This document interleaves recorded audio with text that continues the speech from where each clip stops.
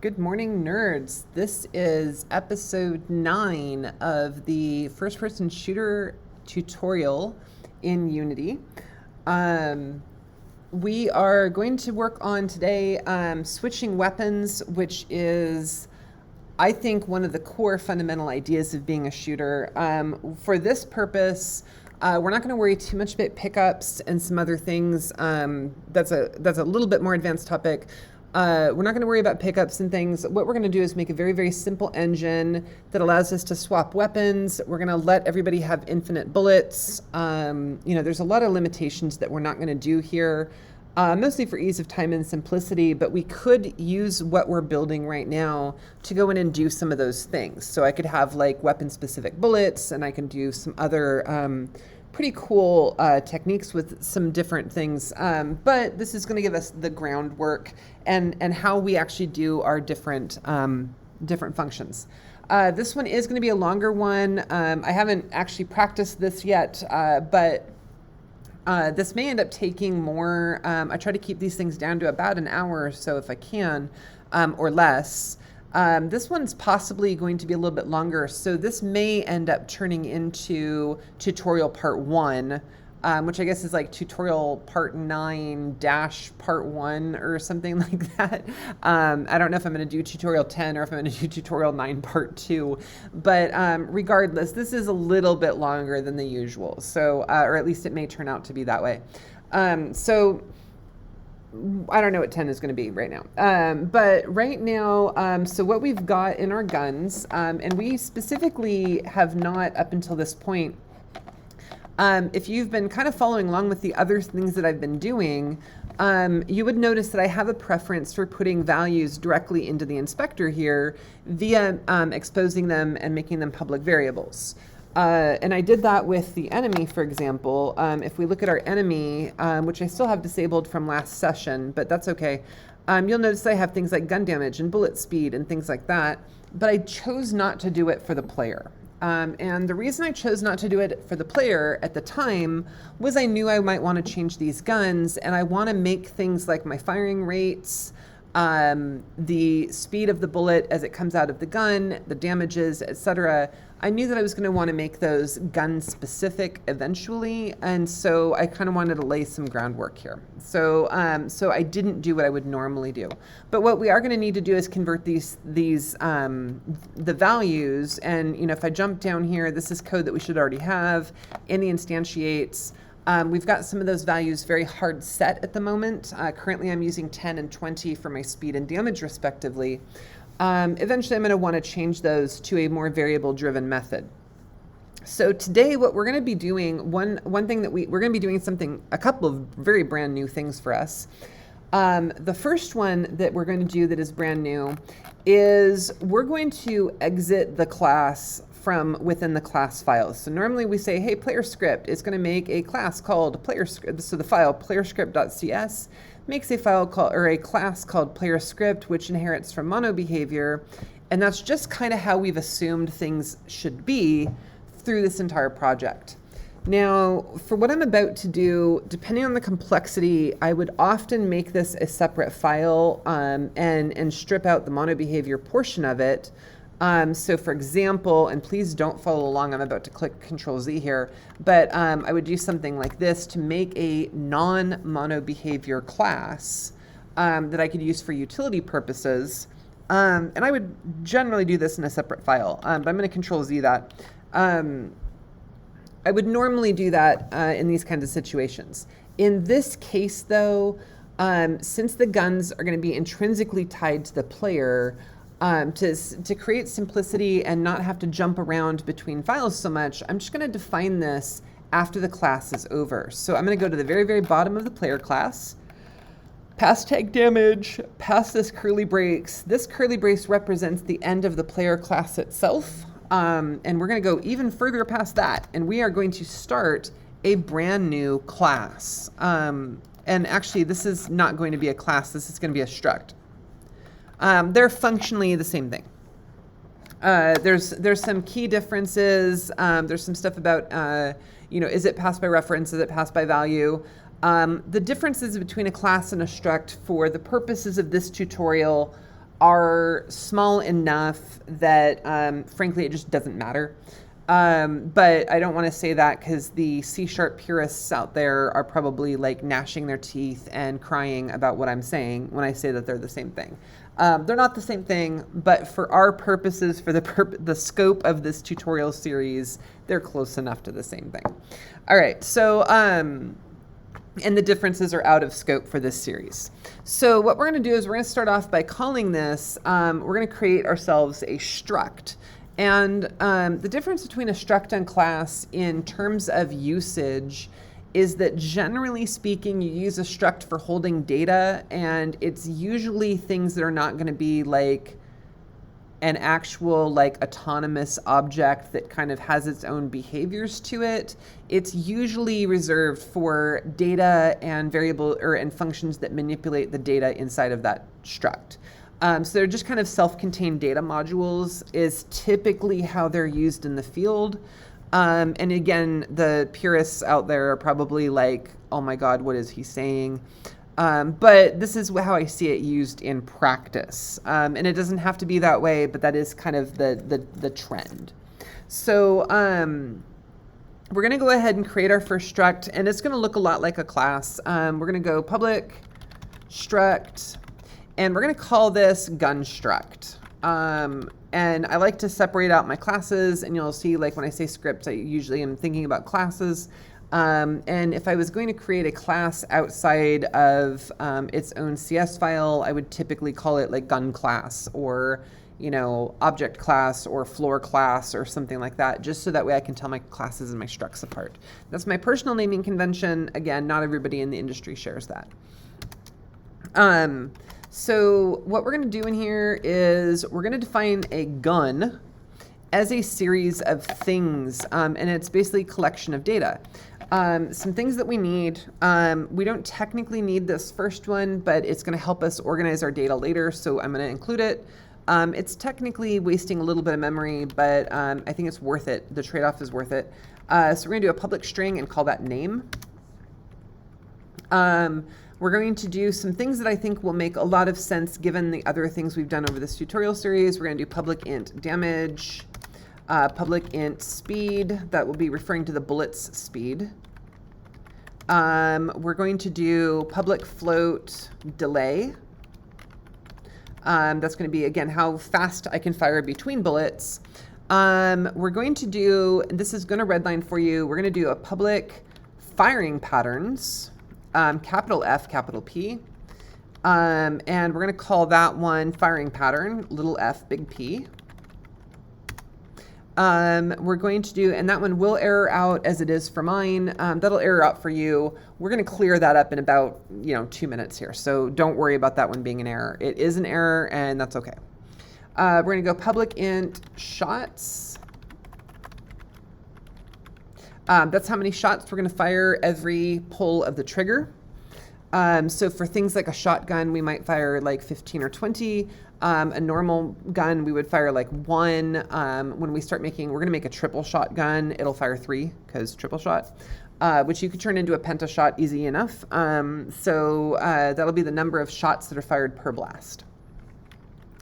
And we're also going to do public float spread, which is basically the angle of spread of our shots. So for example, maybe my shotgun pattern does a cone of 20 degrees. Maybe my triple shot has them at 20-degree intervals or 15-degree intervals or whatever. That's going to be our spread. A normal straightforward gun just simply will ignore that value. So we'll put in a 0, but it's just going to ignore it. And we're going to do, this one is going to help us with visibility. I'm going to do it as a color. So we're going to do public color gun mat. That's for gun material. But in practice, what I would really be doing here is a separate game object, and that game object would be a 3D model, and we would be swapping out the 3D model with the various different guns that the player can get. And that would also include a where the muzzle is, the bullet spawner, location would also be part of those guns. Okay, so this is it. And this is this is literally the entire struct. So as you can see, it's just a collection of data. The nice thing is once we do this, we'll be able to just reference it all in one like package, and we'll be able to create things together. So the next thing we're going to do is create that firing patterns and fix that error. And this is going to be an enum, which we did, I think it was the last tutorial, where we created the health pickup. We created an enum, and this enum is going to be for the various firing patterns that our gun is capable of handling. So for this, we're going to do public enum firing patterns. And they are going to be, for this tutorial, we're just going to do single spread, which is for like a triple shot kind of a gun, and shotgun, which is going to give us like just kind of a burst of guns. We could also implement, like I could make homing missiles, we could make pretty much anything. But basically the way that this is going to be defined is by like what the speed and the damage of the gun is. So for example, if I want to make a rocket launcher, I would do a single shot that was fairly slow in its speed, but a fairly high amount of damage, and that would be my rocket. If I was trying to do like a machine gun, I would make the delay very, very short, the damage kind of medium level, and the speed fairly high, and that would kind of give you that hint of that spray of bullets. For a shotgun, the delay would be very high, the damage would be fairly low, it would be a lot of shots, like maybe 20, on a conic spread using the shotgun pattern. So, so like my float spread would be, maybe 30 degrees. And that's going to give me some really good variation. Actually, with what we've just done here, I've pretty much created a situation where, like, if you can't come up with new gun ideas, then really that's on you as a designer as opposed to what the code can do. There are some other gun patterns that I would probably do if this was me, homing missiles and things like that, but this is going to get us pretty far.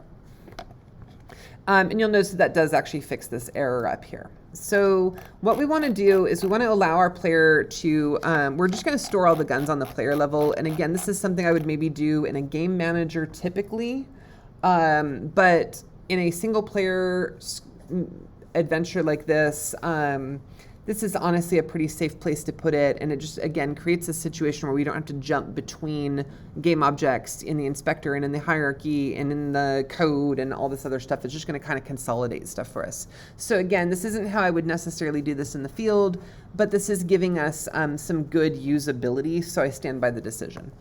What we're going to do here is we are going to add some new variables, and I'm going to kind of separate out I'm going to create myself a new section here. And we're going to start off by we're going to create our list of different guns that are available. And we're just going to create a game object for this. And we're going to allow, again, a designer and the inspector to actually go ahead and modify those guns. So I'm going to do public list of gun struct. And we're going to call this one logically guns. And we're going to initialize it right away. So we're going to say new list gun struct. I don't remember if I don't think we've done lists yet, but list is basically a collection of objects with the same name and they have an index. So for example, if I had 4 things in my list, they would start being numbered 0. And again, I'm just going to do this for demonstration purposes. I could do something like guns. That's not what I wanted. I'm going to do it down here where it just won't generate errors as quickly. It'll do something like guns 0. And if I do gun 0, that's going to reference the first gun in the list. If I did 1, that would be the second gun in the list. If I did 56, that would be the 57th item in the list because, again, we started counting at 0, and so on. So like if I had 100 guns, my last gun would be gun 99. And the nice thing about this, if I did, for instance, gun 0, I can do dot, and what you're going to notice is that all those variables that we created just show up here. So I could do gun 0.damage or guns 1.damage, and I can look at those different guns individually. But for me, as far as variable creation goes, they're all just in this list. And so I don't really need to think about them. I don't need to create separate variables. It's just all kind of handled for me. So this is creating a series of guns. Each of them has individual data that was in that gun struct. So if I created, again, like 100 guns, I would have 100 different gun damages, 100 different gun speeds, 100 different colors, 100 different, so I would have 100 of everything without me having to create individual variables for all of this. So this is gonna make things real easy. Next thing we're gonna do is public int my gun equals 0. And what this variable is representing is the gun that we are currently holding. And again, since that counter starts at 0, I'm going to make my 0, you know, a typical game like of this style would have you like holding a pistol or something as your starting weapon. So we're going to give the player that starting pistol as their basic weapon. And then they can change it from there. And it is a worthy call out that a lot of guns or a lot of games do a melee weapon. Melee weapon is out of scope for this, but a lot of times I might make the melee weapon 0 and my first gun would be 1 or 2 or something like that. And so we want to be a little bit off there. Okay, the next thing we're going to do, and this is another weird one, this will make sense later, I promise, is going to be public mesh renderer, excuse me, get that extra in there, mesh renderer. And this is going to be my gun render. And this is going to be used so that way when you change guns, we can visually change the gun object on the screen. So we're going to attack the gun cube's rendering object and adjust it from there. And I'll demonstrate that one. Actually, let's go ahead and just look at that right now. If I go into player and I go to my capsule, and inside my capsule, I do have my gun cube that we made. And that has a mesh renderer object. This is the renderer that we were talking about. And inside of that, it has this material, gun mat. And so using the mesh renderer code, we can actually look at this data and change it. And what we're gonna be doing is doing color shifts. So it was neat that we had this being blue, but we're actually going to start changing this programmatically via our code, depending on which gun we're holding. And again, in a real practice, in a real project, I would be swapping our guns using full game objects, as in like actual 3D models and things like that. Sorry, I blinked out there for a second. Using actual 3D models, but for this, we're just going to change the color. So I'm going to attack the model's material, change this albedo color, and if I do that using code, we're going to go from this nice, I think that's a cobalt blue there, it's a nice deep navy blue. We'll start attacking it with some of the other colors around this ring to give us some visual distinction. And then, so that's easy. So that's we'll put that in. That'll need to set up in the inspector, but that'll make it easy to target. We're also going to do public float. This is a little bit backwards from how we've been working, but it's going to make sense.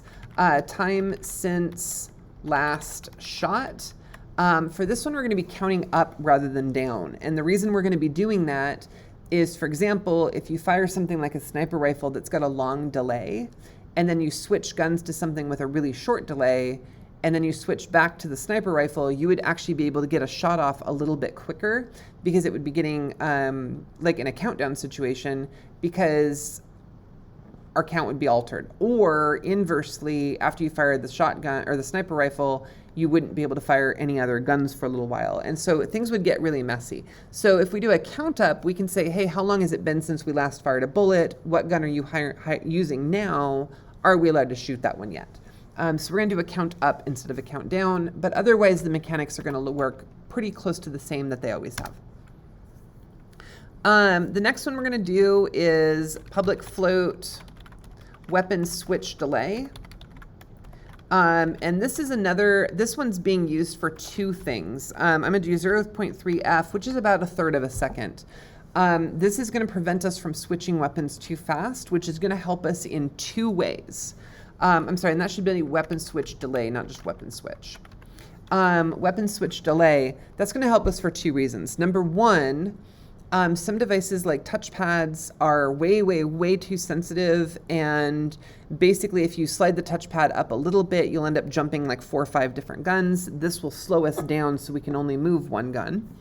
And the other reason we want to do this is to prevent some forms of cheating that can happen. I guess it wouldn't technically be cheating because you're just playing the game, but like some abuse potential with, swapping weapons too fast, and some of the abusive behavior that you can do with that. So we're just going to adjust it so that you can't, so that we slow it down. 1/3 of a second is good enough for this. And we're going to do public float, exactly the same deal. We're going to do time since last weapon switch, which is kind of a mouthful, but that's okay.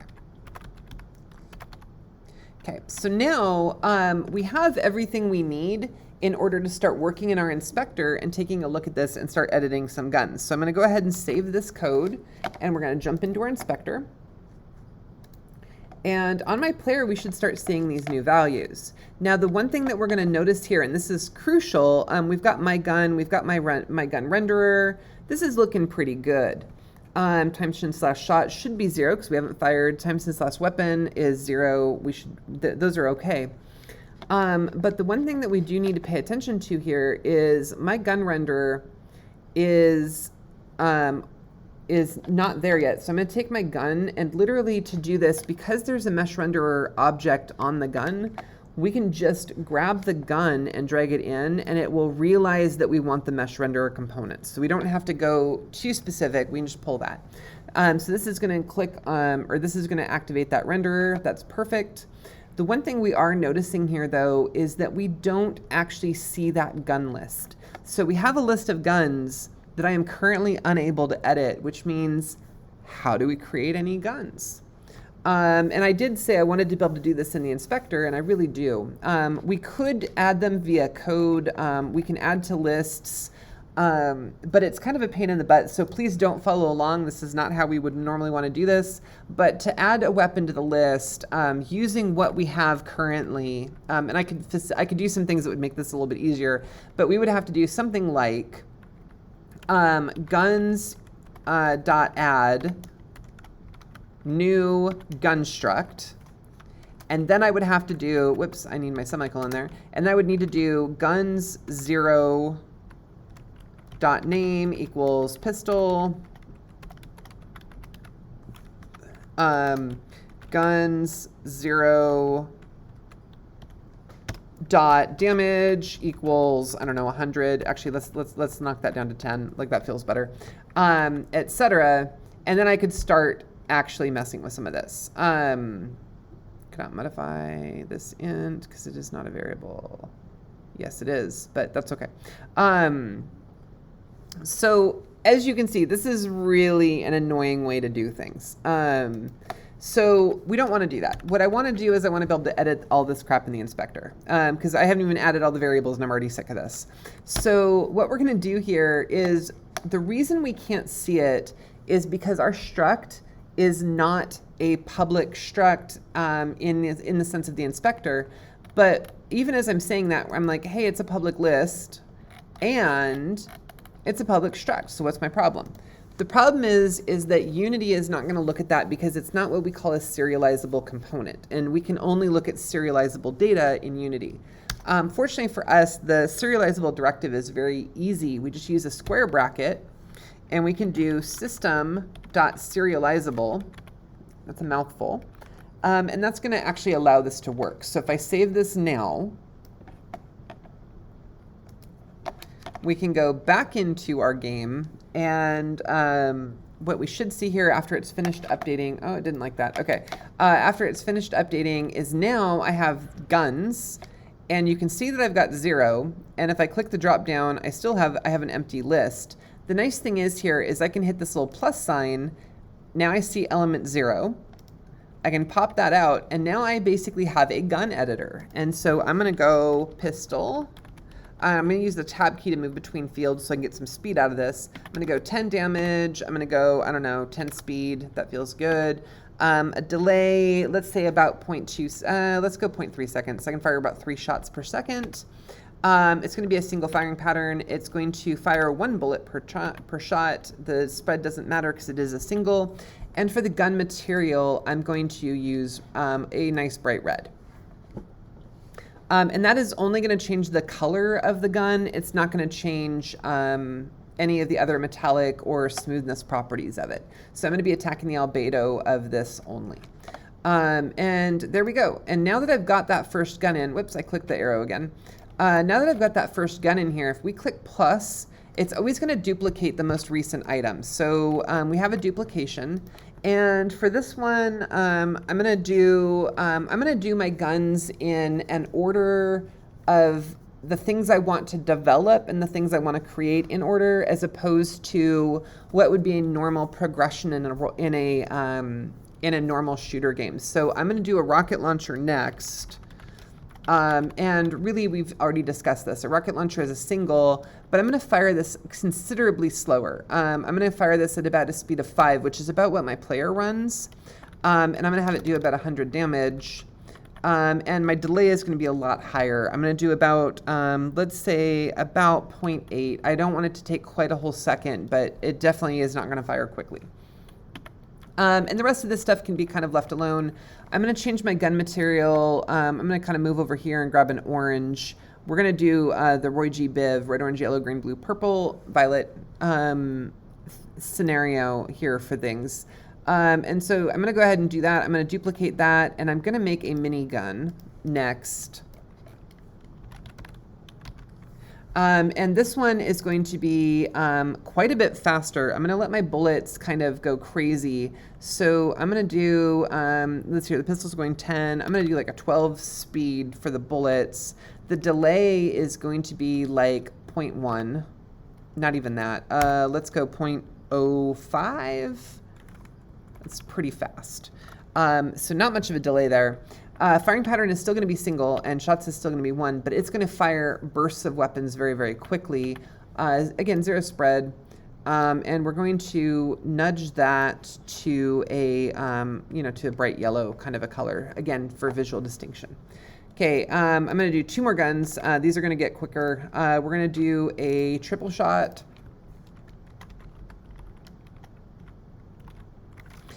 This one is going to be a bit less. I think we're going to go, I don't know, I feel like 10 damage is good. We're going to basically copy the pistol for this. So I'm going to say 10 and 0.3, but my firing pattern is going to be a spread. And again, I'm going to fire multiple shots here. So I'm going to do 3 shots instead at a spread of 20 degrees each. And we will color this one green. And for my last trick, we are going to do a shotgun. And again, all these values are changeable later. From a game balance perspective, these might not be very good. I would need to play around with this for a little while. We're just trying to get the basic behaviors down, and later on, somebody could take this and really, fine tune. So I'm being pretty, crude about this. I'm just kind of like smacking in some values and hoping for the best. But I would definitely do this a little bit different in industry. For this one, I'm going to do a lower damage. I'm actually only going to do about 5, with the idea that you're probably going to get hit by multiple bullets out of this. So 5 actually makes some sense, because you're going to take 6 or 7 hits per blast, and that will increase your damage, because 6 or 7 of these would be 35 to 40 damage. So it's going to do a lot more points. Speed. I don't know, I always feel like shotguns are a little bit slower, so maybe we'll go like 8. And delay, they should take a little bit longer to fire, so I'm going to go, I want it not quite as slow as the rocket launcher. I'm going to go 0.5, so like 2 shots per second. It's definitely slower than the pistol, but it's not completely terrible. Again, I'm going to use a shotgun, and I'm going to go, I want it to have a forward 45-degree arc, but it's going to be plus and delta, so we're going to go 22.5 is going to give us a 45-degree arc, because it'll be 22.5 to either side. 22.5 times 2 is 45.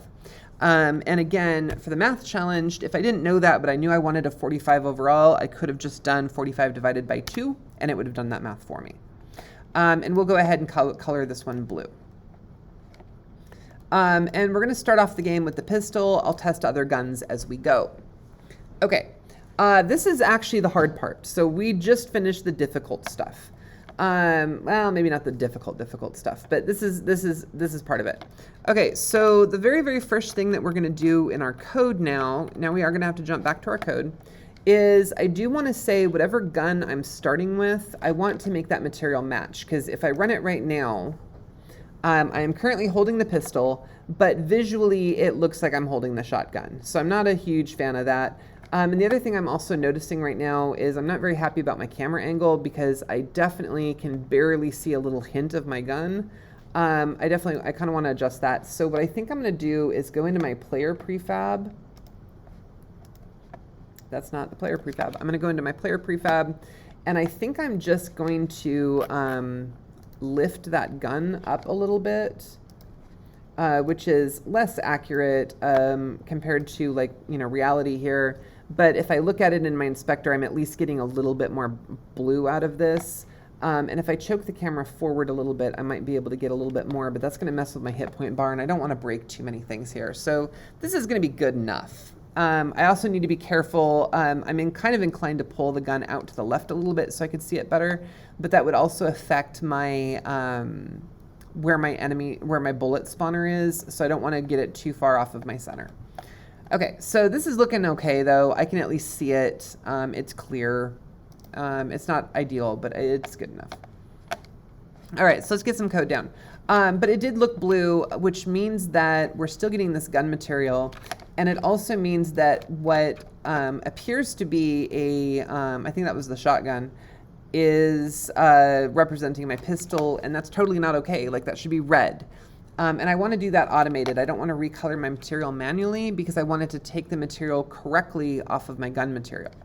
So the way we're going to do this is really pretty simple. Just like we reset and recalibrate our hit points every time, we're going to recalibrate our gun.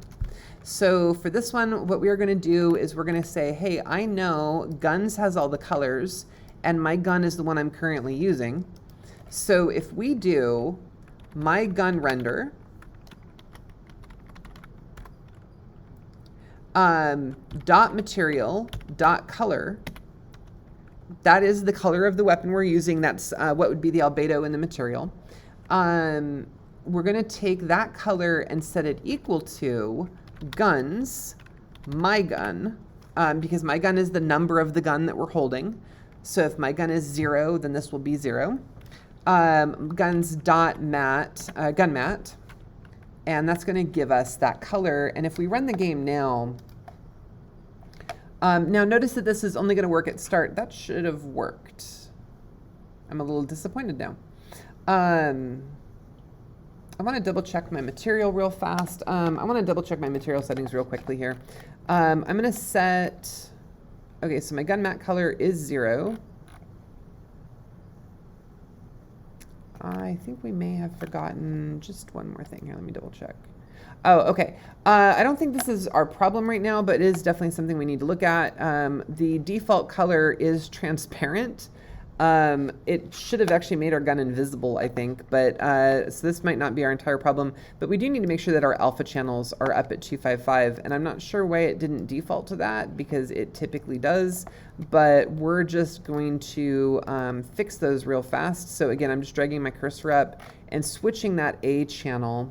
We learned about that yesterday. We're switching that A channel up to 255 for each of these colors. And that's switching our alpha to full. Okay, we're going to test that again. I'm not super confident on this one. That's the second day we've had a major problem during a demo. Wow.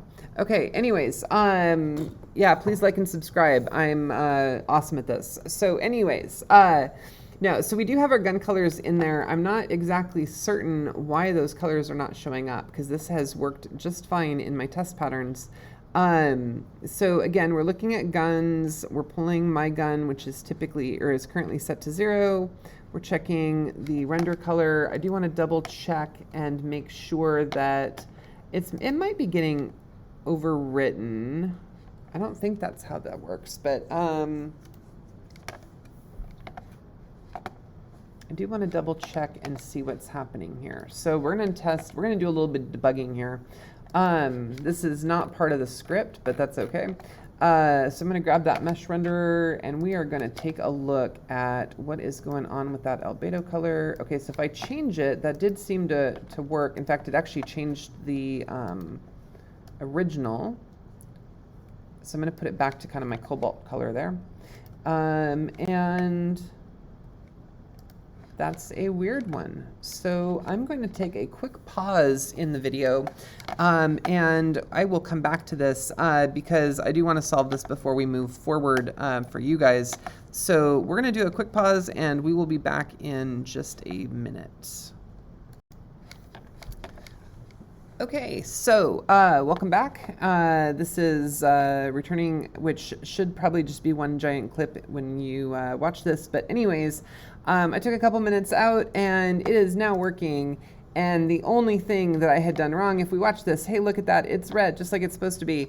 The mistake was actually that I had just simply forgotten to click save here. So this is a great reminder to everyone, including apparently myself, that if we make any changes in here, we do need to go ahead and save.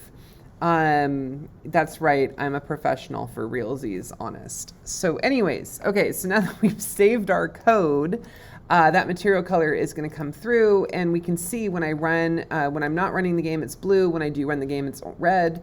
And additionally, what I can do here is if I change my gun, it's not going to have really any other effect. But if I change my gun to, for instance, I'm going to say 2 for the minigun, this should change us to yellow. So the gun is going to be yellow at launch. That's kind of a yellowish green, but that's okay. Just to prove the point, if I do a 1 here, it's also going to turn orange. And that's an orange at least, so that's a lot better. So it is going to change. Now what we will notice though is if I do this change while the game is running, if I change it to 4, which actually should be blue, if I change it to 4, it's not making any changes. So if I change these while the game is running, it's not going to change. And the reason for that is, and this should really make some sense, is that this script is only being run in the start. So that makes some sense. Now we could copy paste this line into update, and it would kind of prove that those color changes are working. We're not going to do that though, because we really don't want to be changing our materials on the fly all the time. That's really bad practice. What we want to do is just change it when the gun changes. And so we're going to have some key input, or mouse input actually, that's going to let us change that gun. And we will update the color of the gun material as we change the gun. All right, so now we need to start dealing with firing code. We're going to make the guns actually do something. I didn't actually test it with you guys, but I feel like it should be obvious right now because we haven't made any code changes. I can pick whatever gun I want. It's not going to have any actual effect on the game right now. So what we need to do is kind of implement that. And so there's a few things that we need to do in our update script. One of them doesn't have an effect right now, but it's going to be important later.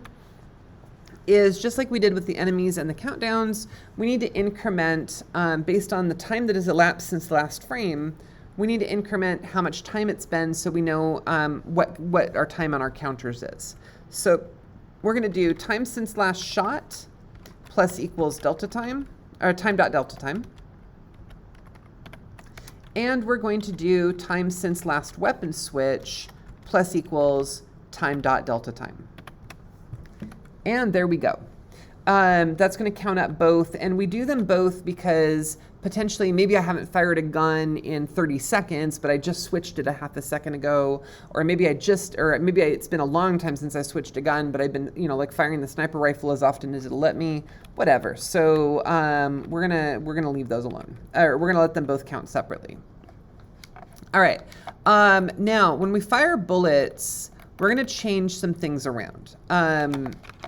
So first off, when we fire buttons, because we're now implementing a delay, and this is kind of important, we're gonna go back to how we had done things a long time ago. Because we're implementing a delay via code, we actually don't need down anymore, because the reason we had down under input get mouse button down, and this is at the bottom of update if you're trying to keep up, the reason we needed down was specifically because it was firing 60 bullets per second, and so we wanted to tie it to how fast you could click. What we're going to change it to is using that firing delay and let the firing delay be the modulator. So we don't need this anymore. So we're going to go ahead and just hit get mouse button. And so right now, if we were to save and run it, we would be back. Actually, I'm just going to do it because why not? I did save this time, which apparently I've been having trouble with lately. We're going to go ahead and run. There we go. We're going to go ahead and run, and sure enough, I can fire a lot of bullets very, very quickly. What we're going to do is we're going to go ahead and let that go for now. Inside of this, and there's some good reasons, I want to keep this to being my keyboard. Later on, we're going to add joystick controls to this. So I do want to kind of leave this alone right now, but you could conceivably not do a nested if by doing the other. But we're going to say if time since last shot is greater than or equal to your delay. And we want the delay of the gun that we're holding. So we're going to do guns, my gun, dot delay. So that's going to say, hey, what gun are you holding right now? What's its delay? If that delay, if enough time has passed, so we've set up our if statement, we put our little curly braces in there.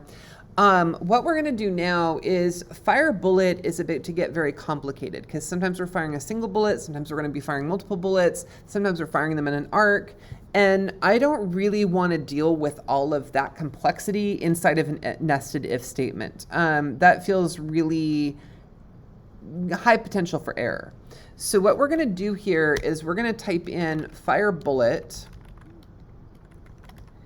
and we're just going to leave that alone. And I'm going to take this code here that we already had, and I'm going to use the cut key, which is Control X. We do not want to delete it. By doing Control X, what I'm doing is I'm erasing it, but I also have it in my copy paste buffer. And I'm going to be able to get it back here in a second because I do want it back. Okay, so it's important that we cut. Okay, so I'm going to scroll down. I'm going to go, I don't know, right before take damage. That feels like a good, actually, no. I want to keep take damage close to my collision code because those two things belong together. So I'm going to go after take damage has resolved, but before we're done with the class. So right in here before that curly brace. And I'm going to do public void fire bullet. And I'm going to go ahead and paste in the code that I had a second ago. So now, really not much has changed. If I were to run it right now, you would still see me firing 60 bursts per second, just like normal, or like it was before, and we haven't really changed anything. But this is where we can really start to get in and start messing with our code. And this is, personally, I think that this part is actually the most fun because I get to think about like, what are the different types of bullets and stuff that we could do. So the very, very first thing that we're going to do here, we need to build this up. So our firing, our instantiation is actually the last thing we want to do. We want to do some calculation and stuff first to figure out where should the bullet, or in this case, bullets, go when we fire them. So here's the thing. For our gun, and this would not necessarily be true all the time, but we are going to try to keep this simple. For us, what we're going to do is we're going to realize that all of our bullets are basically the same. The thing that differentiates, so like for example, in a shotgun shot, we might have 20 bullets in that, but each individual bullet is the same with the exception of each one is going to travel a slightly different direction, which is a vector. So what we're going to do here is we're going to start off, we're going to create a list. Again, we're going to be using a lot of lists, and game production is actually a lot of lists, like both in code and on paper. There's a lot of lists everywhere. So we're going to create a new list. And that list is going to be a list of vector 3s. So we're going to do a list of vector 3s, and we are going to call this list our shots, okay, because we're going to be shooting in a lot of different directions. And we're going to instantiate that list with new list vector 3, which is what we always have to do with new lists. And there we go. Okay, so now that we've got that, now what we need to do is start adding to it. The easiest one is going to be single shot. And so we're just going to go ahead and set that one up. This one's really easy. We're going to say, hey, if guns.mygun, or guns of my gun, sorry, square brackets, dot shots, or dot firing pattern, sorry, equals, and here's the other cool thing, and I think we demonstrated this yesterday, but because this is an enum, we can just pull up, and it's going to give us some suggestions that are really helpful. We're going to use the single firing pattern for now. If that is true, what we're going to do is we are going to do shots.add. And we're going to do, we want that bullet to just travel, so we need to figure out what vector we're going to add to that list. Well, the vector that we want to add is the same vector we've always been doing, which is our transform.forward. So we're going to put in here transform.forward. Technically speaking, we want the bullet spawner's transform.forward, but it's the same as our transform forward, like, because it's going to turn with us and everything else. And this is a little bit, tiny bit cheaper computationally, so we're just going to use our transform.forward. Okay, so we're going to do transform.forward, and that's it for the single shot. We don't really need to get any more complicated. Now down here, what we're going to do is we're not going to assume we're only firing one bullet. Again, our next couple of gun patterns are going to do different kinds of things. So for us, what we're going to do here is we're going to create a for loop. And I don't remember if we've actually done these before in our tutorial series, but for loops allow us to count out a certain number of things. And the structure for that is going to be for, and we're going to do int I equals 0, and that's going to be the variable that we use for our counting is going to be I. So I is going to be 0. We're going to keep on counting as long as I is less than shots.count, or shots.count, which is the number of vectors, the number of different vectors we have stored in this list, which this list right here. So it's going to be the number of vectors in shots. Now again, if we're only firing one bullet, there's going to be one shot, which means we're going to count as long as I is less than 1. Since it starts at 0, we'll get 0. 1 is not less than 1, so we won't do it again, and we'll just fire off one bullet. But when we get to like 20, as long as we load in 20 different shots, this is going to work. So this is gonna work out for us real nice. And then we're going to increment I by 1 every time the loop iterates. And inside of that loop, we are going to fire a single bullet. So every single time shots is executed, which might be 20, it might be 1, it might be 3, we're going to take all of that vector that we're currently in, which is going to be I. We're going to take that current vector and fire a bullet along that vector. So here, this is really the difficult part that needs to change. Actually, we're going to change all 3 of these variables, but the direction that we want to fire in is no longer our bullet spawner's transform.forward. We want to fire in the direction of the current shot that we're looking at inside of this loop. So the first time around, again, it'll be 0, then it'll be 1, then it'll be 2, then it'll be 3, and that might be just 0 because we're only firing one bullet, or it might be 20 different shots, but we want the current one. So what we're going to do here is we're going to go shots I, and that will give us the direction that we've put in for each individual bullet. Again, right now with a single shot, this is overkill, but this is really going to help us here in a minute. Now we have been using 10 for our speed. I no longer want to do that. For my speed, I want to use guns of my gun. dot speed. Whoops, that was spread. Let's try speed. And that's going to be the speed that the bullet will travel. So again, that's going to change depending on the value of my gun. And the 20 represented our damage, so we're going to do the exact same thing here. We're going to do guns of my gun dot damage, and that's our complete line. And I'm going to go ahead and leave that on the screen. There you go, so people can get kind of a chance to catch up. If you are not caught up with this part, I would just click pause. But this line here has undergone some pretty heavy modification. The first line I left alone, so it is the same as the one that I copy pasted earlier. But this line here has undergone some pretty heavy mods. Okay, moving forward now. So we've got our shots in, and now is a really good time to test. So we're going to test, and basically what we should be seeing is, I did remember to save this time. That's going to be a running theme today. We're going to go ahead and let this compile.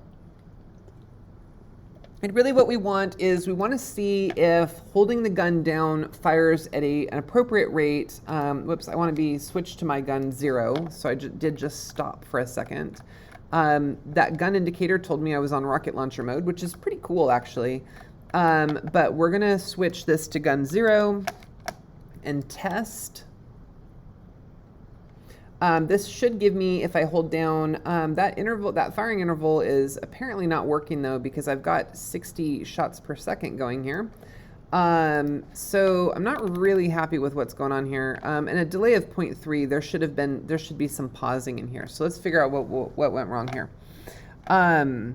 So if guns my gun equals firing patterns dot single, we're adding a shot. We are saying if time since last shot. There's one line of code that we forgot. If we watch our time since last shot, I'm sorry, that was unintentional, but this is a good lesson for you guys. If we watch our time since last shot here, and I just start pulling the trigger, you'll notice that number never changes. So I'm allowed to fire a bullet as long as that number is bigger than 0.3. And right now it's at 16 because I've been doing this for 16 seconds. 16 is definitely bigger than 0.3, so I'm allowed to keep on firing. So what we need to do is make sure that goes down to 0 when we fired a shot. So down here, after we fire our bullet successfully, actually after we've gone through and fired all of our bullets, so however many are in that list, we're going to do time since last shot equals 0, and that will reset it. I'm going to go ahead and save. See, I remembered. We're going to go ahead and hit save. We're going to go ahead and hit play.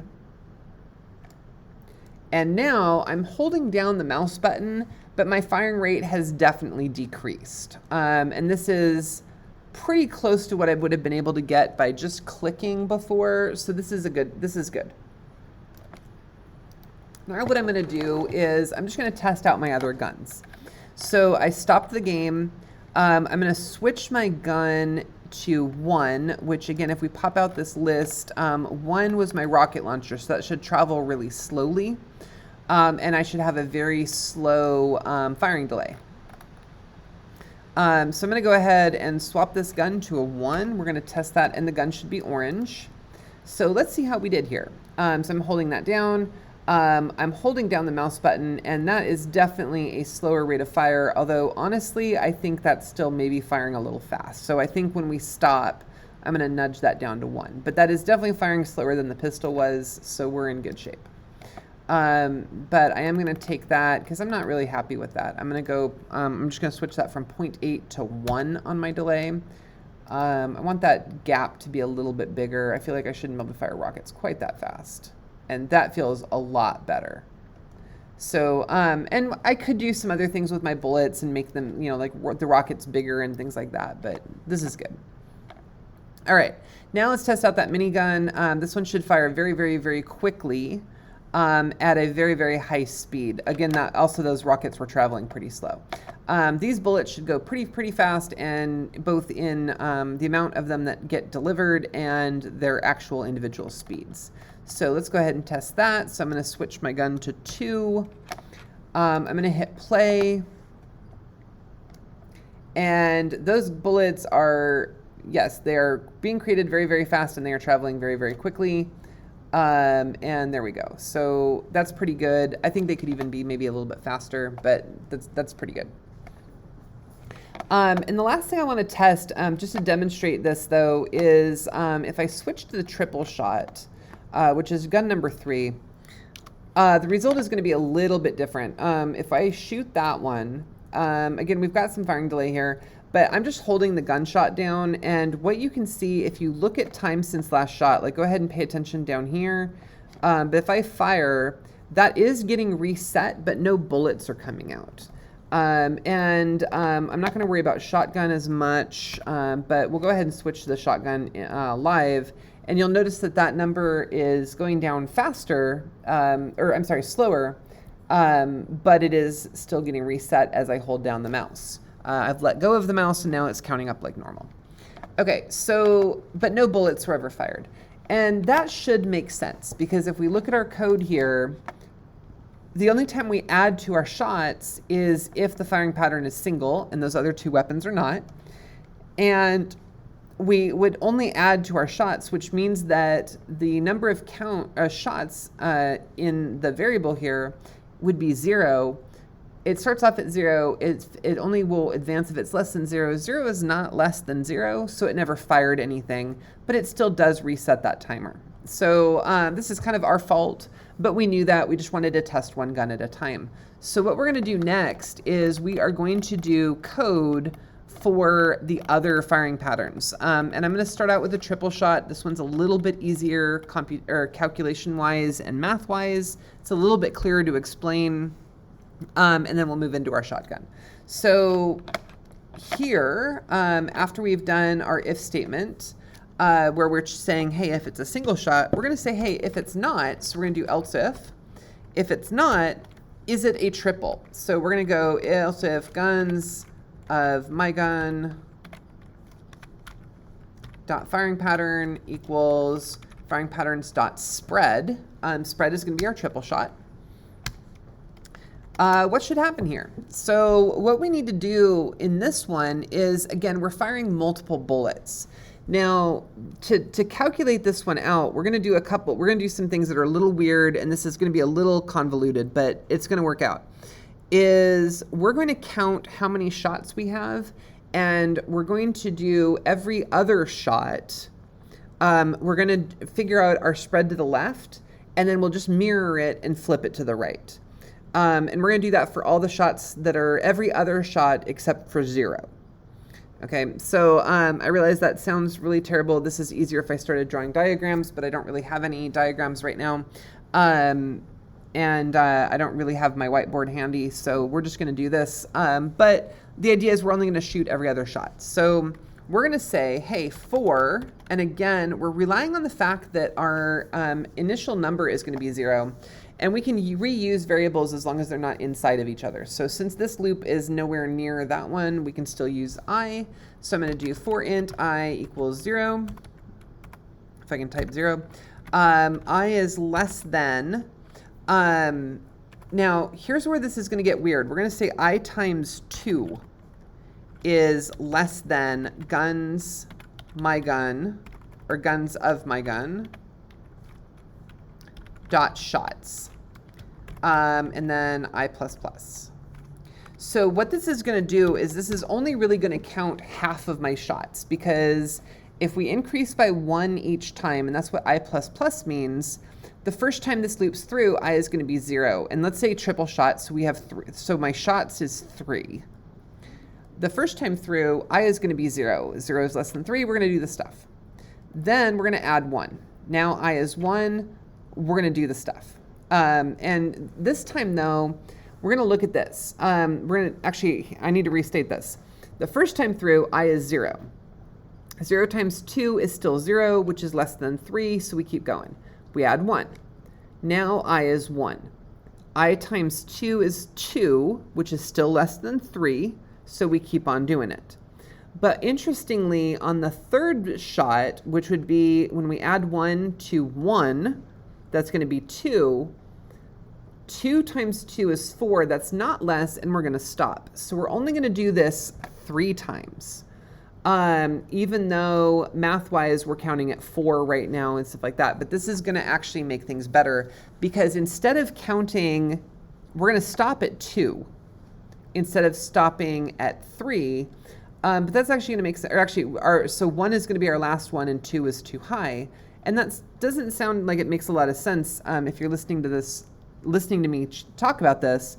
But what this is going to do is this is giving me some superpowers, because the first time I is 0, and we can take that spread and multiply it. So if I is 0, the spread is 0.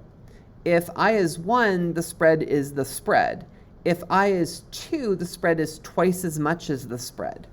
And that would be bad for a triple shot, because we want the 2 spreads to be equal. But if I did 5 shots, then I would want to use double the spread for the second shot, the second deviant shot. Okay, and this is going to make a lot more sense when we start getting the code in. The explanation here is it's tough to explain how this works. But if we do vector 3, so what we're going to do is we're going to make a new vector 3. And we're going to call this the positive vector. So I'm going to call it pos_v. So that's positive vector is going to be equal to, and we need to do some quaternion math. So we need to basically take our transform forward, and we need to angle, we need to basically rotate that by our spread, which again sounds clunky, but the function is going to do most of the work here for us. It's kind of like when we turn. So what we're going to do here is we are going to say quaternion dot angle axis, which allows us to calculate a rotation of guns my gun dot spread times I. So again, that's going to give us our multiplier. So the first time we do this, it's not going to multiply by anything. But the second time, it's going to figure out, like if it's, I can't remember, I think we said 20-degree rotation. The second time, I will be 1, which will mean this number will be 20. The third time, it would be I is 2, which means we'll get 40 degrees, etc. Again, and we're only going to count half of our values for this. We'll do the other half using another trick. So this is going to give us the first half of our values. So we're going to do I, and we're going to do, and we're going to rotate that around. We have to figure out our angle rotation axis, and we want to actually rotate this around the y-axis, because a y rotation, as we learned when we did some of our prefabs modules, a y rotation is what's going to do a yaw rotation, which is a sideways rotation, what we would think of as a turn. So we're going to go transform dot up is our angle, and we're going to multiply that times our transform dot forward. Whoops, that was supposed to be a times, not an and. We're going to multiply that by our transform dot forward.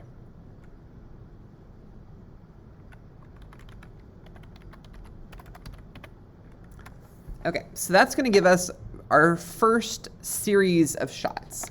And once we've calculated that, we're going to go ahead and add that to our list. So we're going to go shots.add pos_v. Okay, so now if we run this, what we're going to get, let's go ahead and save that. I'm going to switch my gun to the triple shot, which is, I think that was 3, wasn't it? Was it 3 or 2? 0, 1, 2, 3 is my triple shot. Okay, so we're going to go ahead and test this. And what we're going to see here is we're firing a bullet straight ahead and a bullet off to the right, and that is about 20 degrees. We're not firing a third one. What we can also do, though, is if we switch this, I'm not going to rename it, but I'm temporarily going to name this a 7 shot. Let's go 7. I'm temporarily going to name this a 7 shot. And what you're going to notice now is that it fires the right-hand part of the triple shot. It's firing 4 bullets. What I'm missing is the 3 that should be over here. And that's because we're basically saying, here's straight, here's 20 degrees, here's 40 degrees, and here's 60 degrees. So what we want to do next is we actually want to go negative, and we want to calculate the ones over here. And the nice thing about this is we can just basically mirror these. So for every positive one, there's a negative one, except for 0. 0 is all by its lonesome. So what we're going to do is we're going to go, hey, we want to take this angle and use that to calculate this guy over here that should have fired this way. And so we're going to leave our gun as a 7 gun for now, just because this is easier to visualize if we're getting things correct or not. But we do need to, so now we need to do our negative vectors. And that's why we're counting by 2. We're going to do both our positive and our negative in the same shot, which is going to allow us to see how this goes. And it'll allow us to do both at once. So the next one that we're going to do is we're basically just going to copy paste this entire thing. So I'm going to Control C and Control V. And all I'm going to do here is a couple of very, very quick edits. Positive V is going to become negative V, which is also what I'm going to add to my shot list. So I've changed both of these. And instead of my gun's spread.I, we're going to negative that. So instead of, for example, 20 degrees, it'll be negative 20 degrees. And so we're going to calculate the other side. And if I save this, we're going to get really close. This is almost there. If we save this one,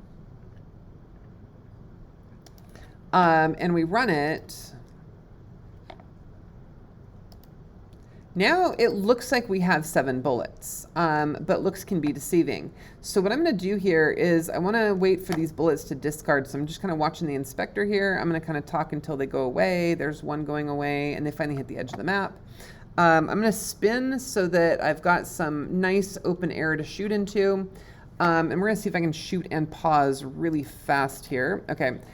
So I paused real fast, but what we'll notice here, if we count our bullets, I've got 1, 2, 3, 4, 5, 6, 7, 8 bullets. It actually fired 8 instead of 7.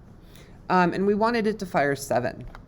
And if we look here, it'll be our first 2 bullets. If we look here at our rotation, we can see that I'm rotated at 96.491 degrees, and the second one is also 96.491.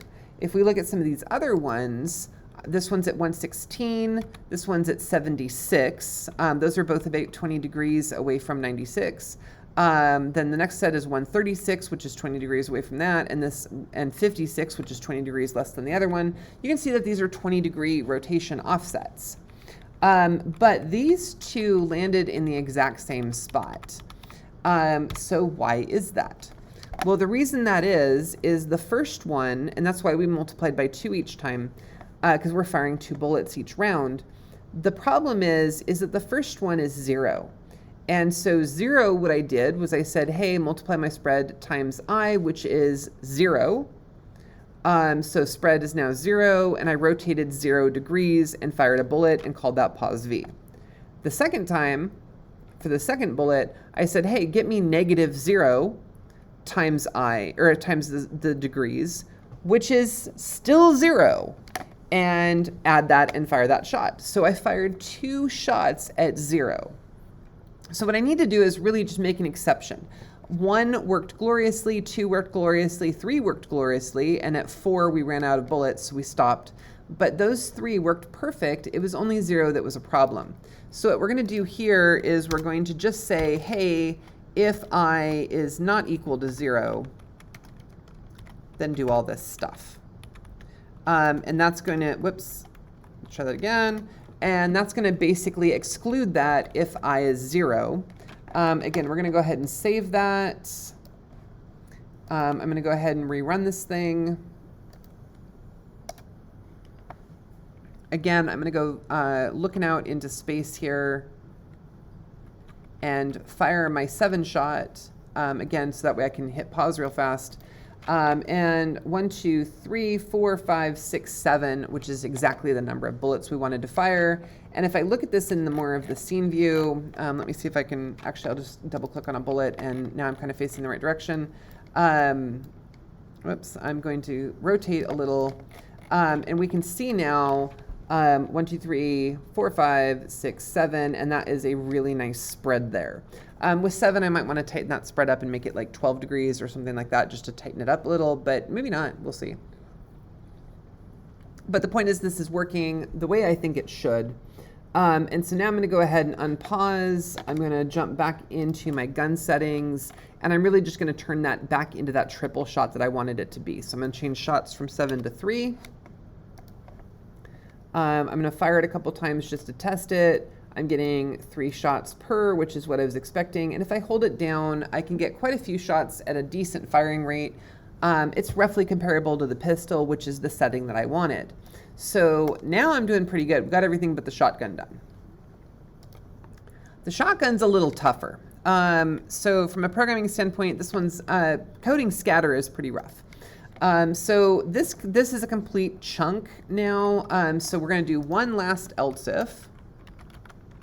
But if you had other firing patterns that you wanted to make, you could just keep on else ifing all day long and making new firing patterns. But this is all we're going to do for this game. So we're going to do my gun, my gun, not my cam, dot firing pattern equals firing patterns dot shotgun. And let's play with this one now. This one is, again, very, very different. We've got a couple of different issues here. We need to do, sorry, I was double checking time. What we need to do here is we need to fire the correct number of bullets. So it's going to be a very similar pattern to this if statement, but without the 2 multiplier. So we're going to say, hey, for int I equals 0, I is less than guns, my gun, dot shots, I++. We are going to separately calculate every single shot because we want that random distribution. We don't want it to be mirrored. So this is going to give us like true random. All right.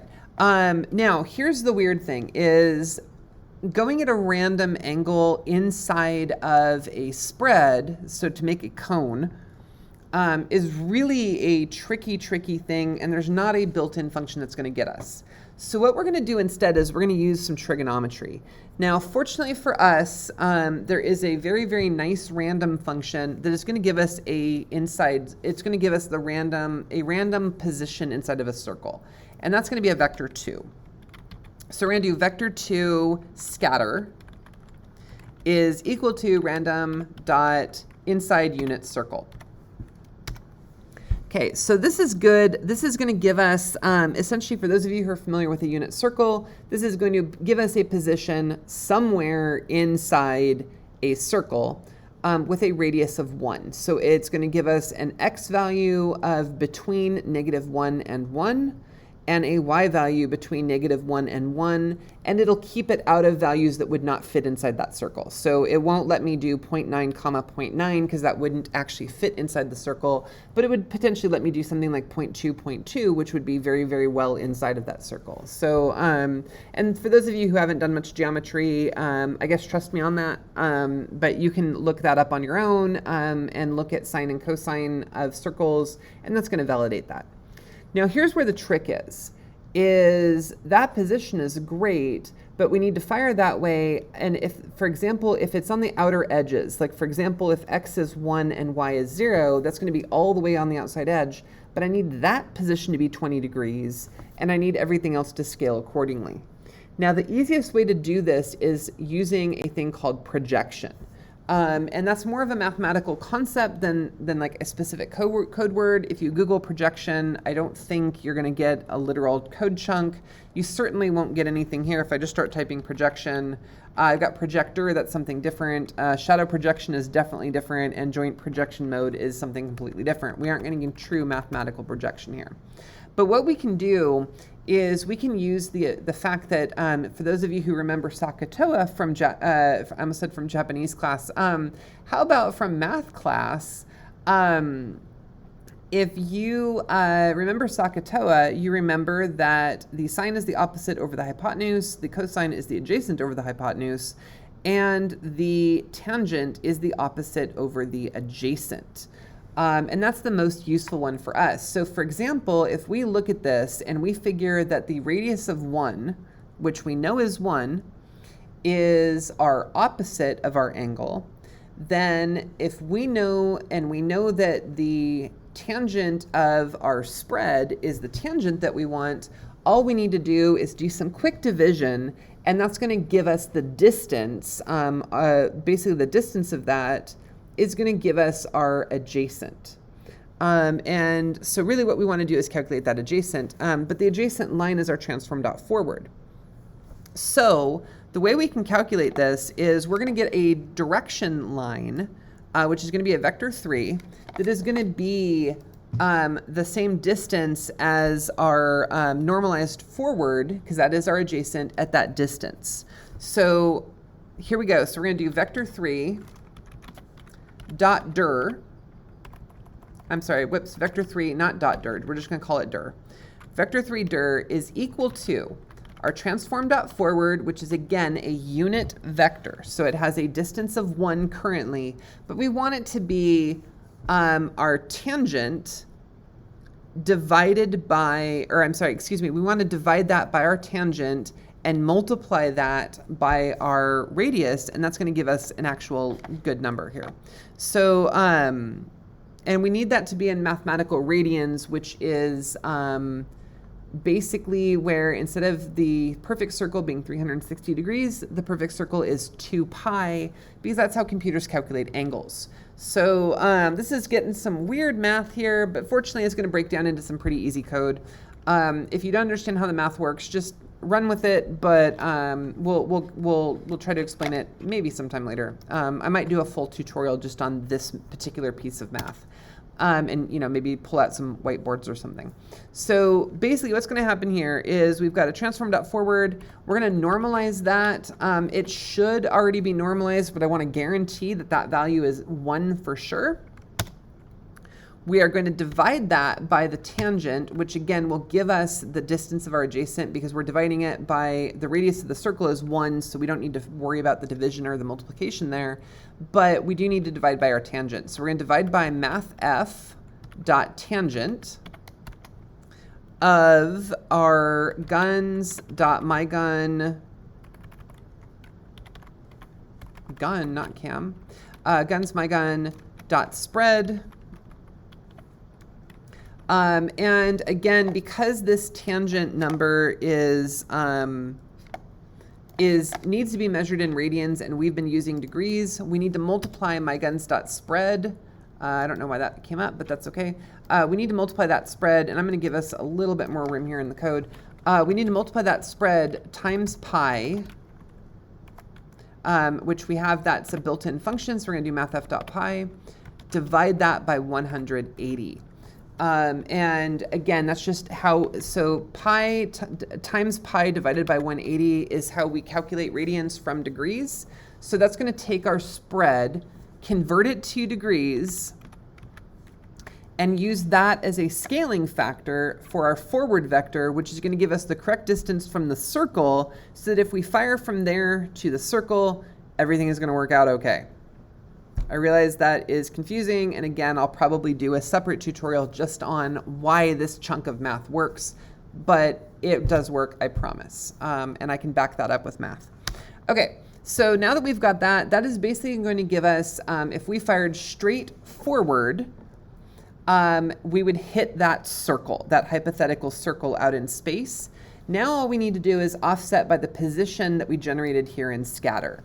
So we're going to add, and because parallel is parallel, if we want to go up the circle, we would add our own up, and that would be a parallel vector. So we are going to add, we're going to say dir plus equals transform.up times scatter.y. So that's going to be adding a little bit of vertical to us based on where that scatter pattern was. And again, actually we do want to normalize these. So I'm going to do transform.up.normalized just in case. And then we're also going to add, so this is going to be plus equals, we're going to add a little bit of y. So transform.right, I'm sorry, and I should have said x, transform.right.normalized times scatter.x. That's going to give us just a little bit of offset.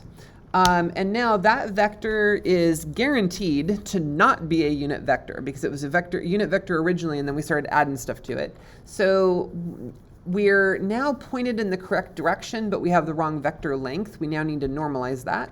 So we're going to say dir.normalize, and that will convert dir into a normalized vector.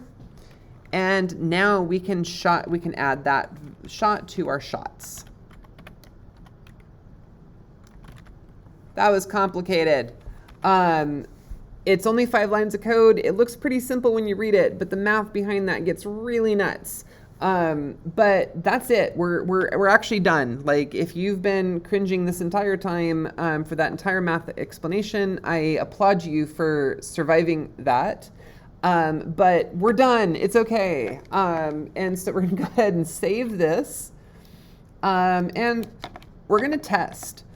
So I'm gonna grab my shotgun. Should be about a 45-degree forward angle. It is my fourth gun? Yeah, gun 4. It's gun 4. We're gonna go ahead and run. It's blue, yay. And I'm gonna go ahead and fire, and we're getting this nice forward splash pattern, although I'm getting a lot fewer bullets than I was anticipating. Oh, I'm only firing 3 bullets. That's why. I must have accidentally set that. I meant to make that 30. So I was like wondering why that was only 3 bullets. I'm like, that is not a very impressive shotgun. We're gonna make this a little bit more impressive. We're gonna go 30 here. So we're gonna do 30 shots out of that shotgun. It's gonna be a nice little burst. And now when I fire it, we're getting, that looks a lot more like what I was expecting to see with a shotgun. And we're getting a nice forward arc. Some of those shots are going up, but I feel that that's more shotgun-ish. If they were all horizontal, I don't feel like that would feel right. That is also meaning that if I'm nice and close, for example, I'm gonna get nice and close to this wall here. A lot of bullets hit that wall, but if I get further away, a lot of those bullets missed the wall because it was so far away. So this is really going to benefit that shotgun as a very close combat weapon, because now you're hitting an enemy with a lot of hits, versus if I'm further away, you know, maybe only 1 or 2 hit, maybe none hit. Because like if there's an enemy directly in front of me, that blast wouldn't have even hit him. So, you know, but if we get close, look at how much hits the enemy now. So that's going to really make a big difference. And again, we can widen out that firing pattern. So if I want to be able to see it visually, this is another trick where I'm going to pull out my game window from my scene window, because that allows me, and I'm going to just dock it over there for a second, and that's going to allow me, I'm going to double click on player here. I'm going to zoom out and kind of alter my, actually I'm going to alter my camera angle. Whoops. Hold down Alt to alter my camera angle. So now I can really see from the top down. I want to see what that firing pattern looks like from the top. And that does really look like that nice, and I'm going to slow this down. I just want to be able to test and make sure that my firing pattern is working the way I think it is. So I'm going to take that shotgun pattern, and I'm going to just increase the shots by a lot. I'm going to say like 80. This is way too many bullets, but that's okay. And I'm going to lower their speed to about 3. I want this to travel, actually I'm even going to do lower. I'm going to do 1. I want this to be nice and slow because I really just want to look at my angle and make sure that that arc looks good. So I'm going to fire a blast, and they do feel like they're kind of going in about a 45-degree arc. That's pretty good. But just to validate, we're going to change the spread. I'm going to change this to 45, which should make a 90-degree arc. And that really does look like a 90-degree arc. That's really nice. And if I do a 360 here, actually this is probably going to shoot myself, but that's okay. I'm going to do a 360 here. Yep, it did kill me. Let's try that again. I'm going to stop and restart this. We're going to, again, fire just a... I need to re-edit those because I was in play mode at the time. I'm going to pop back down here, and I'm going to edit that shotgun. Again, a ridiculous number of shots. Let's go 90. I'm going to change my spread to 90 degrees, which should give me a 180-degree spread, or, you know, effective arc. And let's go ahead and again, we're going to slow those down. I think I'm just going to do 1 this time. Let's look at that player. Let's drag the player off. This is not a good way to move, but we're going to drag the player off where we can kind of see him a little bit better. And we're going to go ahead and run this. And that arc, it did, it's arcing up and it's arcing to the side and it's arcing out. And that is a really, oh, you can't use 90. That's right. You never ever want to do 90. 89 is probably good here. Although that is a little too perfect, I think. I'm not really happy with where that went. Oh, the spread's still 90. I'm sorry. The spread needs to be not 90.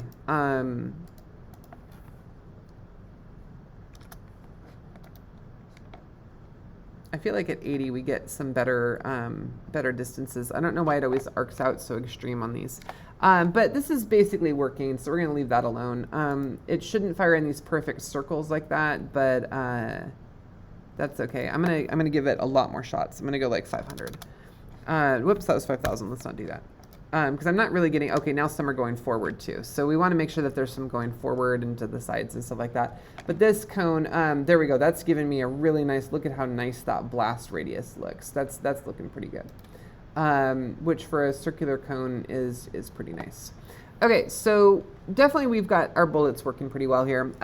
So the last thing that we need to do is learn how to switch. And this tutorial is definitely getting on the longer side, but switching is actually relatively quick and easy. We have done the hard stuff, okay? We're done with the hard part. So now all we need to do is add some keyboard inputs that allow us to change the gun and also change our render target, and then we're basically done with this. So here we go. What we're gonna do is go back into our update, and we are going to edit. We're going to do some very, very fast code here, which is pretty easy code. We're going to go in here and say, after we're doing our rotations and we're checking to see bullets and stuff like that, we're just going to add another chunk here. And for this chunk, we're going to say, so this is in our inputs. Here's, turning, here's firing. We're going to go ahead and we're going to add some changing. So we're going to say if input.getAxis,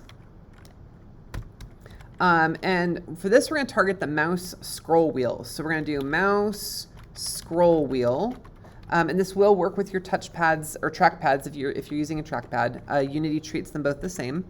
If that is not equal to 0, so like if you've rolled the scroll wheel, and time since last weapon switch is greater than weapon switch delay.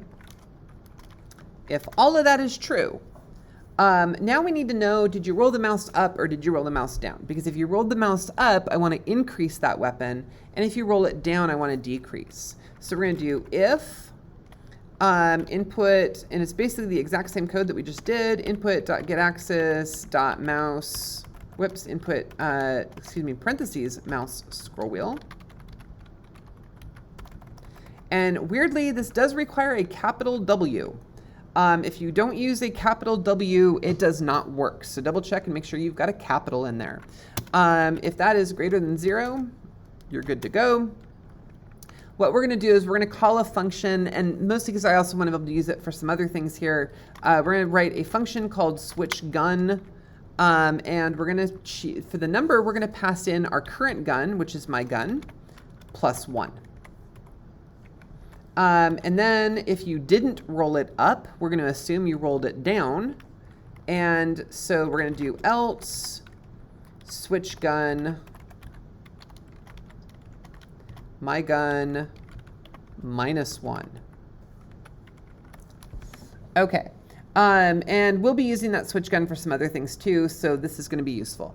And again, I'm going to kind of scroll down after I fire the bullet. I'm scrolling down, I'm scrolling down, I'm scrolling down. I don't know why I'm not using the scroll wheel for this instead, because it's way faster. And this is the end of our fire bullet function right here, this curly brace. And so I'm going to go after that. I'm going to do public void switch gun. And for that to work, I need to know an integer, and that is going to be int gun. Okay, so the new gun that we are going to choose, now we have a couple quick problems with this. Essentially, we can do my gun equals gun. And this is going to sort of work. We can do my gun renderer dot material dot color is equal to guns my gun dot gun mat. That will change our color. And we're going to reset our interval. So we're going to go time since last weapon switch equals 0. So we've reset our interval. That's pretty good. Now here's the problem. I'm going to go ahead and save this. But the problem here is going to be, we're going to actually, I need to reset my gun. I'm going to start out with gun 0 like I should. We're going to run this. We've got some pluses and some minuses here. If I'm on the red gun, I'm going to go ahead and redock game with my scene here. If I'm on the red gun, I can roll my mouse up and it did turn orange. That's awesome. My gun, and if I shoot, I'm getting that slow rocket launcher. I'm going to roll the gun up again. It did turn to yellow and I'm getting that minigun effect. I'm going to shoot again and I'm getting triple gun. I'm sorry, I rolled it again. It's green with the minigun. Roll it again and I'm getting shotgun. And I can roll down and go the opposite direction, and whoops, and all of these things are working pretty well. Okay, so it seems like we're done, right? Except now I'm on the blue gun, which is shotgun. There is no purple yet. I'm gonna roll it up one more time, and what do you think is gonna happen? The game just gave me an error, and basically we're crashing. And the reason it's crashing is my gun is 5. There is no 5th gun, and we were unable to render at that color because there is no gun. And if I try firing, if we look at my errors console, I'm at 72 errors, and if I keep on shooting, my error console is lighting up like the sun. So definitely we need to stop it so it can't get to 5. Inversely, if I go back to 4, now everything's working again, 3, 2, 1. If I go down to -1, we're having some of these exact same errors, and now things are really freaking out. So not good. How can we fix that? There are actually a bunch of ways we could fix that. We could use a clamp, which is something that we're going to teach in one of the next units. That would work. But what I like the idea of is if I scroll up, that it's just going to wrap around. So if I go up from shotgun, I want it to come back around and be my pistol. And if I scroll up from pistol or down from pistol, I want it to loop around and be the shotgun. So I basically want to create a loop out of this. And what you might be thinking to yourself is that looping mathematics doesn't work, but it turns out it does. There's a really cool TED Talk I watched the other day on this, but essentially you can add 2 + 2 and get 12, and there is actually a way to do that, and that sounds kind of insane, but it does actually work. So what we're going to do here is we're going to alter how we count. Instead of counting 1, 2, 3, 4, 5, 6, 7, 8, 9, 10, we're going to count 0, 1, 2, 3, 4, 0, 1, 2, 3, 4, 0, 1, 2, 3, 4, 0, 1, 2, 3, 4. So 4 + 1 will be 0. And 0 - 1 will be 4. So let's talk about that. How can we make that happen? Well, the way we can make that happen is if we go back all the way, get in our Wayback Machine, and we go to when we first learned division, probably in 3rd grade for a lot of you. You probably learned something along the lines of, if you take 4 and divide it by 3, and if you put it, in the, proper division, the symbols and stuff like that, it equals 1, remainder 1. Okay, because there's that little bit left over. And if we did, for example, 5 divided by 3, that would be 1, remainder 2. Okay, so really, but then if we go to 6 divided by 3, it turns interesting because 6 divided by 3 is just 2, remainder 0. So really, if we think about division, instead of thinking about the normal part of division that we think about, which is like the actual numerical answer, if we think about division in terms of remainders, as the number gets bigger, as long as we divide by the same number each time, we start getting a loop. And in our case, since we have 4 guns, we have 5 guns, if we make our second number 5, if we do division, for example, let's say I'm at gun 4. Gun 4 out of 5 is going to be something remainder 4. But if I add 1, I'm going to get 5 divided by 5, which would be remainder 0. And if I went to 6, that would be remainder 1 again.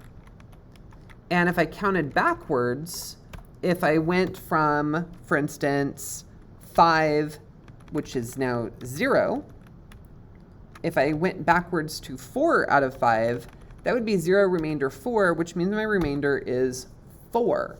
So I can actually add 1 and subtract 1 as long as I think in terms of remainders of a division problem. And this is referred to as modulo. So instead of doing 4 divided by 5 has a remainder of 4, which is kind of how we would have thought about that as a kid, if I do this as 4 percent sign 5, this percent sign is read in programming as modulo. So this is read as 4 modulo 5, or if we're being fast about things, it would be 4 mod 5. And 4 mod 5 equals 4. 6 mod 5, 6, not 60, just 6. 6 mod 5 equals 1. And this is very, very consistent. So like I could go even bigger. I could go 41 mod 5. Well, that would be 41 divided by 5 is 8 with 1 remainder. So 41 mod 5 is still 1. Using this trick, if we take my gun is gun modulo guns.count. Now what we have is we have a loop. So for instance, we're going to go ahead and save this. We're getting really close to being done here. We're going to go ahead and save this. And if I run it right now, I'm going to pay attention to my gun number here. I can go 1, 2, 3, 4, 5 is actually going to be 0. 6, 7, 8, 9, 10 is back to 0 again. Because again, we're doing these remainders. And so it's going to give me numbers between 0 and 4. And this is working out really nice. Now here's where it breaks down. I can keep on rolling up and it is going to keep on cycling, and this is fantastic. But let's go back down again. 4 turns into 3, turns into 2, turns into 1, turns into 0. Everything is good until I go to -1, and now we've got errors again. And if I start shooting, we get tons of errors. And that's because on the negative side, we kind of start counting back up in order, and -1 modulo 5 is still -1. So we have some problems. However, we can cheat, because if we take -1, if we were to add 5 to that, that equals 4. 4 modulo 5 equals 4. Okay, because 4 divided by 5 is 0 remainder 1. So, or I'm sorry, excuse me, I misspoke. 4 divided by 5 is 0 remainder 4. So this is all working out pretty nicely. So what we're going to do here is, again, we're just going to make sure that we add whatever our modulo value is to our original number. So if it goes negative, we're going to offset it, so that'll make it positive, and then we're going to take the modulo of it. So we're going to do, in parentheses here, before we do this modulo division, we're going to do gun plus guns.count modulo guns.count. And what that's going to do is when it's 0, everything is fine. If it goes to -1, it'll do this math and turn it into 4, and then it'll just be able to count down 3, 2, 1 again. So again, we're going to delete this math because that is not good code. I'm going to do file, save all. We're going to go ahead and run this thing.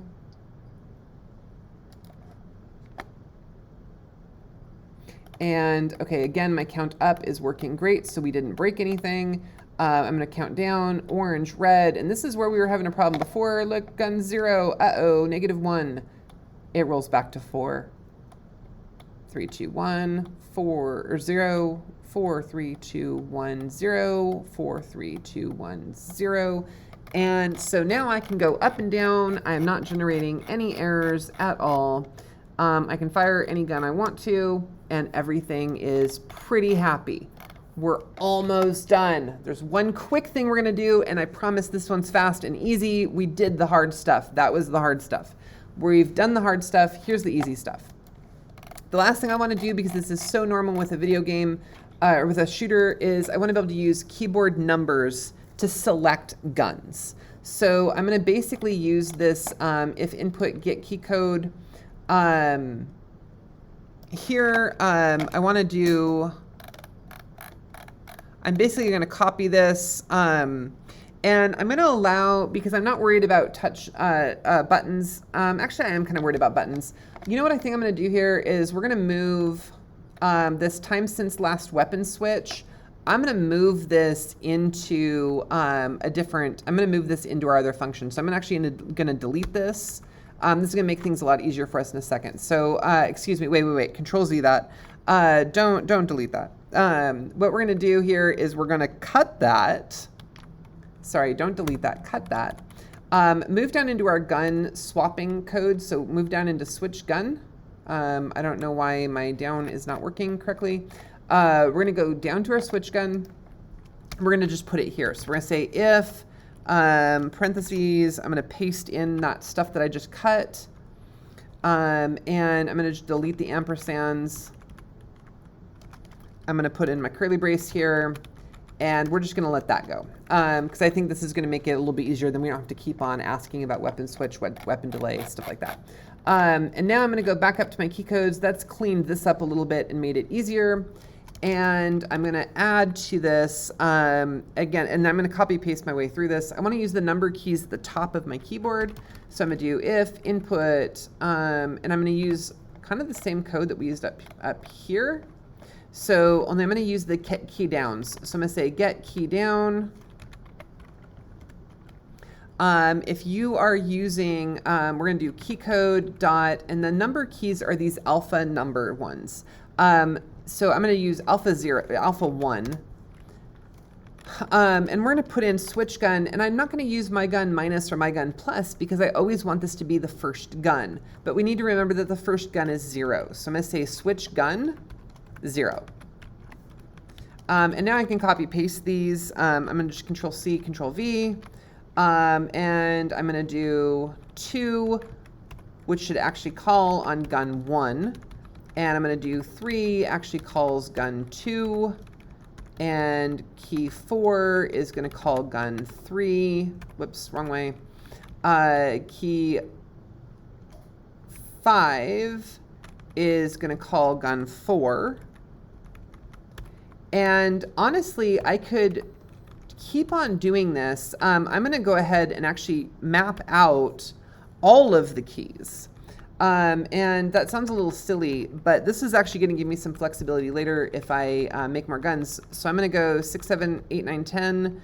So I'm going to grab 4 more of these and paste. And I'm just going to continue my little pattern I've got going here. I don't know why that keeps moving. Woo, accidentally hit delete. We're going to go 7, 8, 9, and end at 0. And I'm going to update these guns. So I stopped at 5 before. We're going to change this one to 6, 7, 8, and 9. If I make more than that, I won't be able to do them with keyboards, but that's okay. But we need to remember that if you look at your keyboard right now, the numbers go 1, 2, 3, 4, 5, 6, 7, 8, 9, 0.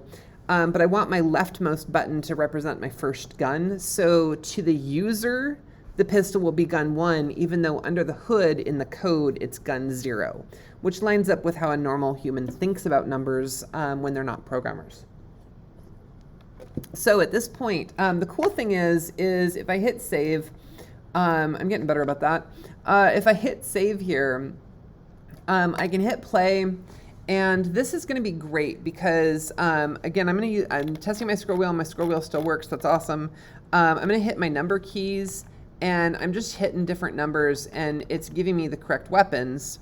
The other nice thing here is if I hit a number like 8, obviously I don't have an 8th gun, which would actually be gun 9. Well, 9 isn't going to work, but remember that 9 modulo 5 is 4, and so I don't want to do that one then. I want to do, I'm going to do 0 instead. So 5 modulo 5 is 0. If I hit the 0 key, it should switch me to the red gun. Oh, whoops, I was off, because yeah, that would be 9. So I'm going to actually use the 9 key, which is gun 8. 8 modulo 5 is 3, because 8 divided by 5 is 1 remainder 3. So I'm going to hit that, and that's going to give me gun 3, which is my triple shot. So everything is really working out pretty nicely for me. So I'm pretty happy with these shots. We're doing really good. We've got our gun is definitely working correctly. And we can swap them and change our colors, and we can definitely fire different firing patterns. I'm using the rocket launcher now. That one's pretty fun. I love the minigun. I'm really a fan of the triple shot, and I gotta tell you, that shotgun has a special place in my heart. So I'm pretty happy with how this is working out. And that is a great ending point for this tutorial. It did run a little bit longer than I had planned, but we covered a lot of ground today.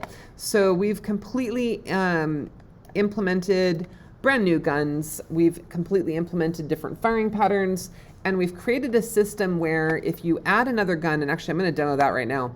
I'm going to go ahead and stop the game. I said I'm done, and I'm going to one more thing, and eventually I'm going to have to pull the plug on this. But I'm going to add, let's add a triple shot. I'm going to add, actually, let's do a penta shot. I'm going to do damage. Let's just do damage 10. We're going to make this one like really, really fast. So I'm going to make my speed is going to be 12. This is going to be very, very similar to like the minigun. My delay is going to be like 0.2.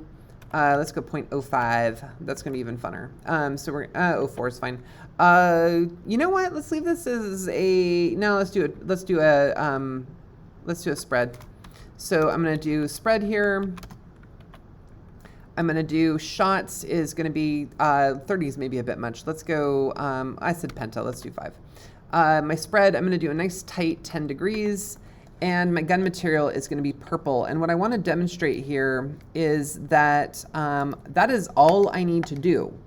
And if I hit play now, because we were using the list count, if I roll my mouse up, okay, normally this is where I stopped before, but I'm going to roll my mouse up one more time. Look at that. We've got that purple pentagun. That's pretty cool. I'm liking that one. And if I roll up some more, I'm back at my pistol. If I roll back down, I'm back at my pentagon.